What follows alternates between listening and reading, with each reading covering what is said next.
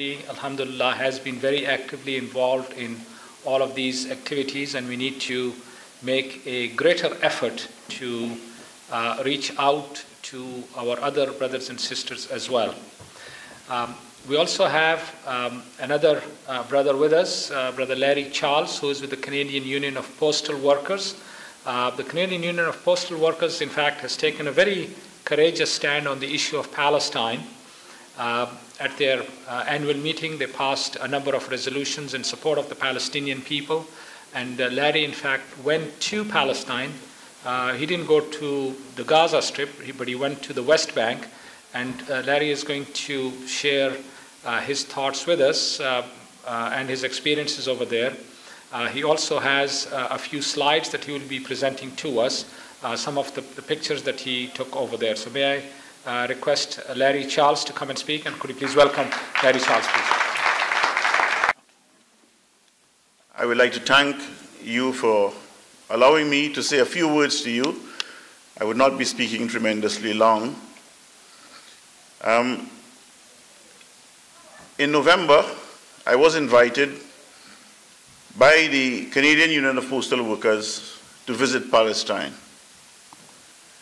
And to me, it was a dream that came true for me, because throughout my life, I have participated in various ways in support for the liberation of Palestine. But seeing is really believing. So to go to Palestine and to see what is happening on the ground itself was a tremendous experience. It was an eye-opener beyond anything you can ever read about, beyond any of the videos which you see. When you see the reality of what is taking place on the ground in Palestine, the way in which the Palestinian people are treated by Israel, it's not merely a propaganda fact from some people, it's reality of how they are treated. The way in which the Palestinians continue their struggle is even more inspiring than anything that you can ever read about. That despite all the oppression which they face, they are standing up to what you can call, and what you have to call, a government which is perhaps the most oppressive government which the world has seen in recent decades. Brothers and sisters, we had the opportunity of visiting the major cities in Palestine, some of the major cities. We were in East Jerusalem. We went to the West Bank. We went to Hebron, Ramallah, and other cities, because we needed to see what it is going on there. We went to Jericho, for instance, the Jordan Valley, for instance, and it is amazing that a valley which has been known throughout the history of the world to be a thriving, luscious place in terms of agriculture has become literally desert land because of the way in which Israel redistributes water. As you know, something like 94% of the water is utilized by 3% of the people. And if you look at it in the Jordan Valley, Israel has found a method of digging wells way beyond what is normal, so that they can capture all the water and channel it for their uses and for the uses of the settler regimes which they have established in Jordan Valley. All the date palm estates which they have established on a massive scale, run by the settlers. These same date palms which are packaged there, they come from the plantation straight into the factories, which you can see as you drive through the Jordan Valley, and they are flown directly to the Costco's and all the big stores in Europe and in America and in Canada. they are paying labor in terms of in Palestine, when you compare labor, the average worker in Israel works on average for about $32 per hour. The Palestinians who work in these Israeli factories, especially in the agricultural factories, they are making $32 per day. So all the young people have to try to get jobs one way or another. But to see in which the manner in which the land has become depleted, it strikes you that, listen, this is an organized campaign with the aim of decimating the Palestinian people. For instance, if you look at the way in which the Bedouin communities are treated, I have not seen anything in Canada, even in the poorest of the communities in Canada, or even in other parts of the third world, and I myself come from Trinidad, and I have not seen the kind of poverty which you saw among the Bedouin people. They are moving them around all the time. They are running them off their lands, breaking down their houses. And these are in those instances where they do establish, very firm houses. They simply bring in the bulldozers and blast them to pieces. In fact, this issue of the demolition of houses, Palestinian houses, is an amazing situation which is going on. 2 days before we arrived, they broke down the house of Bet Arabia on the 1st of November. This was the 7th time that this family had their house broken down. And you tend to think that, oh, maybe it's a small shack that they built and then it was broken. These are solidly built houses. Canadian houses are not built as solid as houses are built in Palestine. They simply move in bulldozers, 300 armed Israeli soldiers. They take you out of your house, you have 15 minutes to leave, and then they blast these houses to pieces. This is the reality of what is taking place. This is not some myth. We saw it, all the rubble is there. And why is this happening? Because in the West Bank, no Palestinian, even though they own the land, is given authorization or the city permit to build. As a result of that, not having that permission, they have to live. So they all take the risk. They all take the risk of building these houses. So almost every Palestinian home is earmarked to be demolished.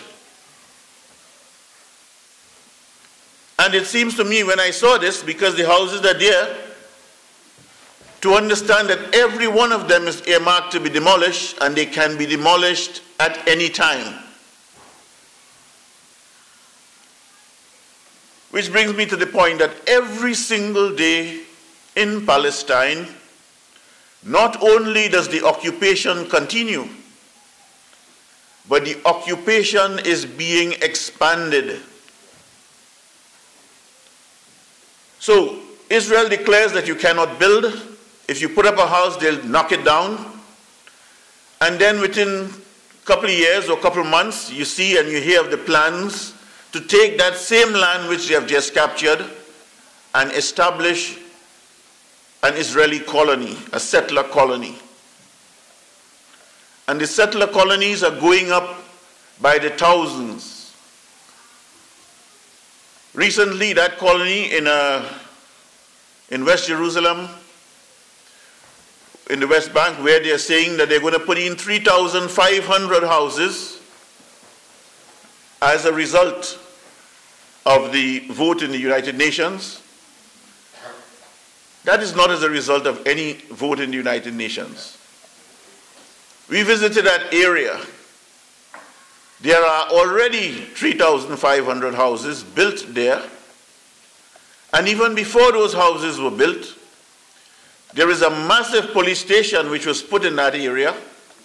And that police station was sponsored by an American multimillionaire who made a land swap with the Israeli government, and then they began building these houses.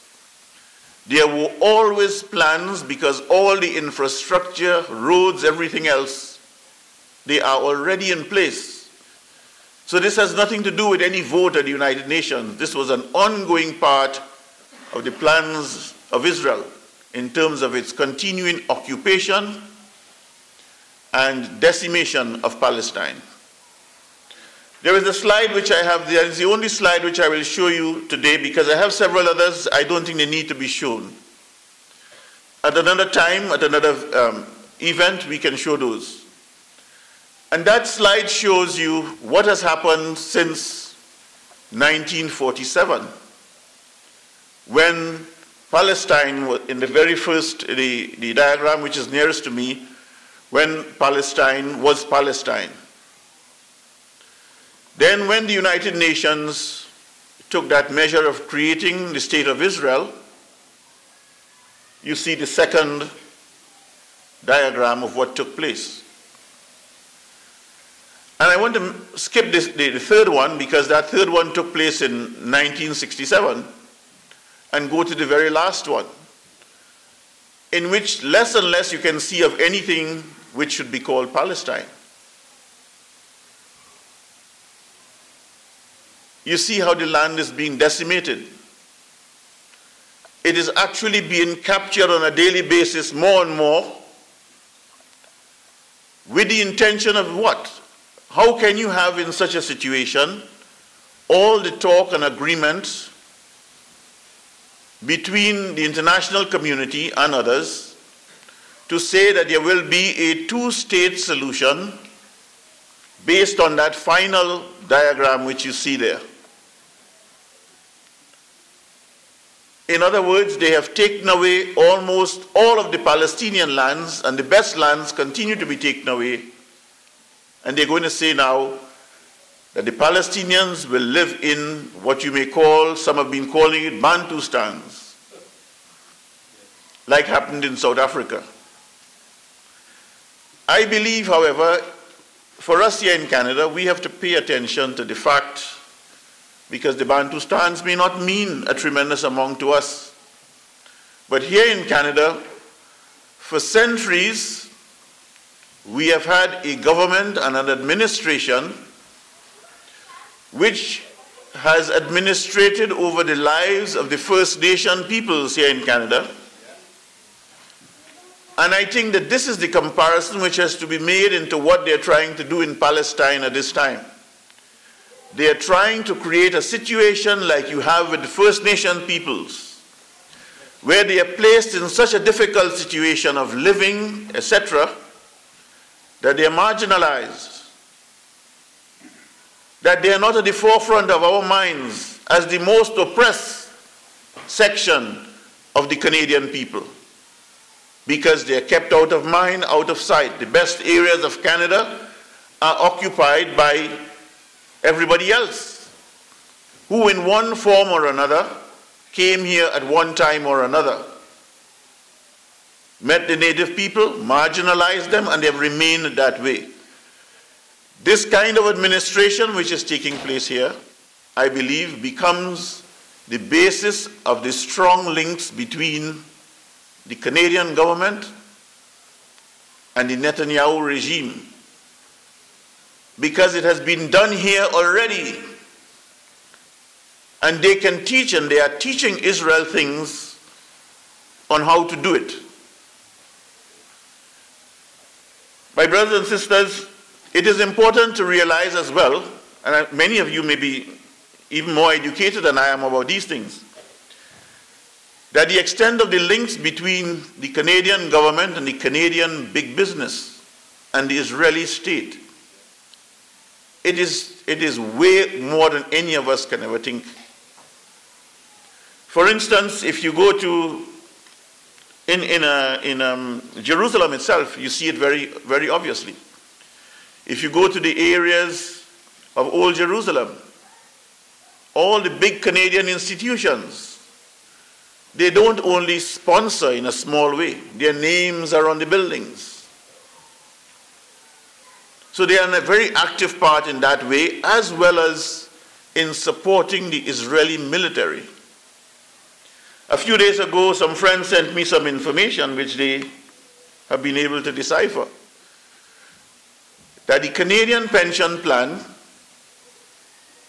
the national pension plan, out of which all of us are supposed at one time or another when we reach retirement age to be getting some funds to keep on living, it has invested over $3 billion into companies which play a leading role in the arming of the Israeli military. And this is something which, as Canadians, we have to take up to agitate for this kind of investment to be stopped. It is an important part of our duty, in my opinion, for us to undertake this kind of work. There are other initiatives which are being taken, like, for instance, boycotting Israeli goods and services and all of this. But this issue of the investment of our money, money which comes out of every one of our salaries and which allegedly is put aside, but we are finding out is being invested in these areas, is a shameful thing. It means then that the oppression of the people of Gaza, the oppression of the people of the West Bank and the Palestinian nation as a whole, in a sense, some of the blood is on our hands by letting this kind of thing continue. We should stand up against it.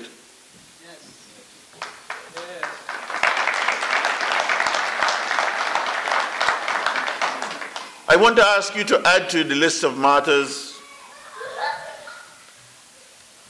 a young man who on the 12th of December was slaughtered by the at an Israeli checkpoint in Hebron. His name is Zaid Awad Salamah.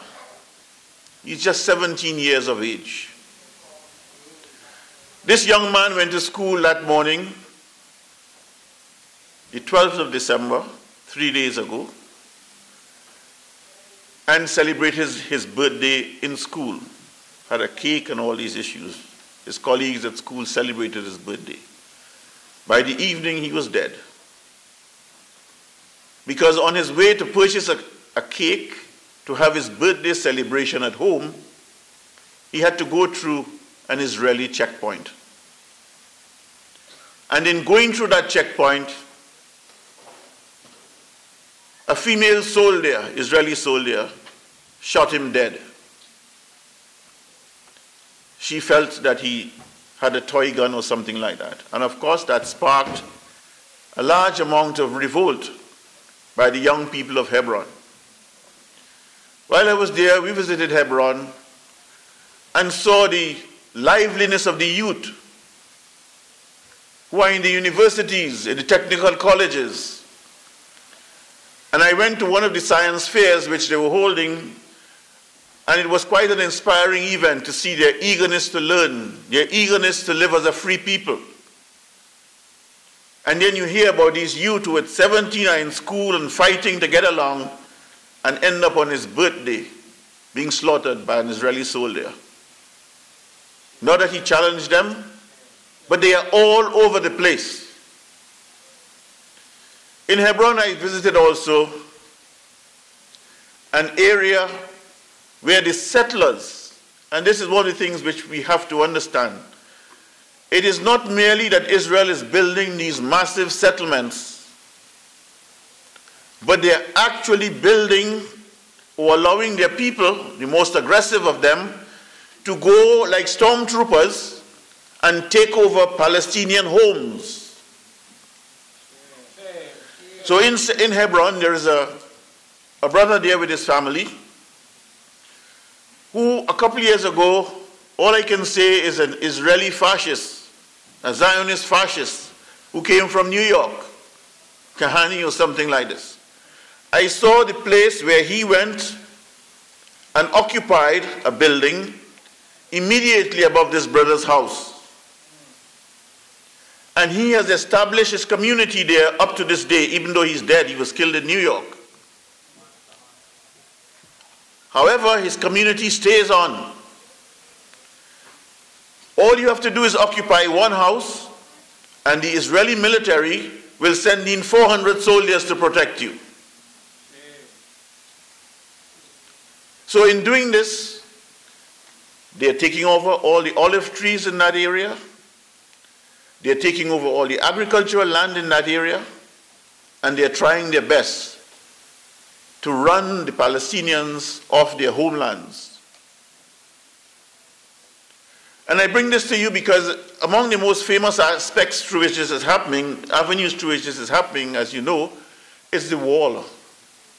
That massive wall, which at the end of the day will be 780 kilometers long, which are being used to divide every community in Palestine,